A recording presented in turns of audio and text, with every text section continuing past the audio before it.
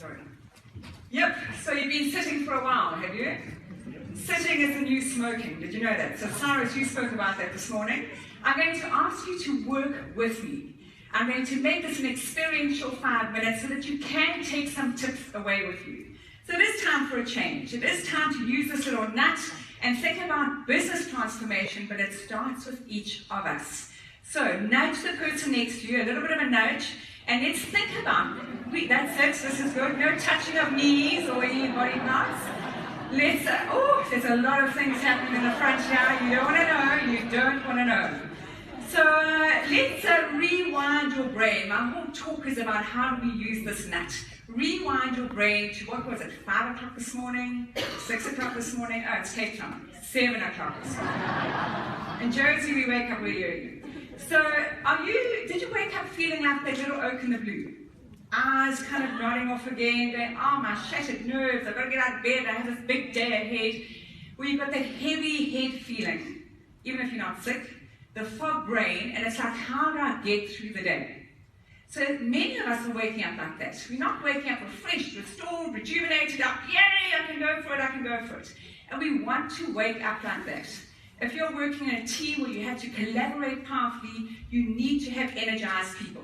You need to have the same energy at 7 p.m. as you had at 7 a.m. So if that's a team that you're working with, ditch them immediately. The FAB quotient, as Sarah said, is aligned to IQ, our intellectual quotient. So thanks Mom and Dad and ancestors, you cannot change that. But what you can change on a daily basis is your FAB quotient. It's an acronym. How do you fuel your body? How do you activate your brain? And then how do you behave? How do you manage yourself and interact powerfully with others? What we're looking for in corporates is resilience. We're looking for energy. We're looking for dynamism. So as Ryan's just said, in terms of the change and what's happening, we have to keep up to speed. So I'll give you 3 tips, and I'm hoping that one of them you take home today. The first is around fueling your body. That on the screen is a happy brain. That's a dopamine molecule with a little myelin sheath on the bottom and a filament. So if you want a happy brain, you have to think about what are you feeding yourself. What I see in boardrooms and meeting rooms and auditoriums and even outside here, although there was a healthy little bit of yogurt I could see, sugar-laden diets. We know that diabetes 2 is growing exponentially worldwide, but did you know that diabetes 3 has been announced? So sugar-laden diets affect your brain. You're not going to have that happy molecular interface. In fact, our brains also become insulin resistant.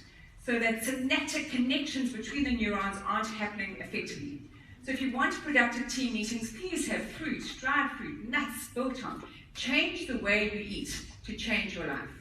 So fueling is exceptionally important. These people are saying there's no way, they're having a giggle here, they would rather have those donuts. We also do need to act, yeah, there's nothing, I heard you. Careful what you say. We do need to activate our meetings and activate our conferences. This is my partner, Celynn, who's in Paris. She got Paris, I got Cape Town. She is activating one of those conferences over there, but we need to look at conferences differently. And how do we activate our meetings? Because that brain on the right is an activated brain. The brain on the left is a brain that's been sitting. So sitting is the new smoking. We need to look at not going to the gym in the mornings and running and cycling and canoeing. We need to look at how we move during the day. So every hour on the hour, you should be moving 2 to 5 minutes. That's what we should be doing. Your brain then develops this hormone called BDNF, brain-derived neurotrophic factor, and of course that enables the thinking differently, the problem-solving differently, the decision-making, the creative thinking, the lateral thinking. So let's look at how we activate. Ergonomically, you may want to change your offices, but even if you don't do that, have a pedometer and just walk 10 steps a day. My last section is about behave. Sleep is inextricably linked to behavior. So are you sleeping enough? 7 to 8 hours a night?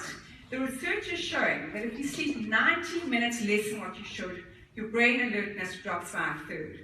If you pull an all-nighter, you absolutely arrive at work drunk. What does that mean? It means that your cognition is equivalent to 0.19% alcohol in your blood. So please, it's quantity of sleep, it's also quality of sleep. Here's the challenge: an hour's digital detox every night. No ways, I know, I hear the groans.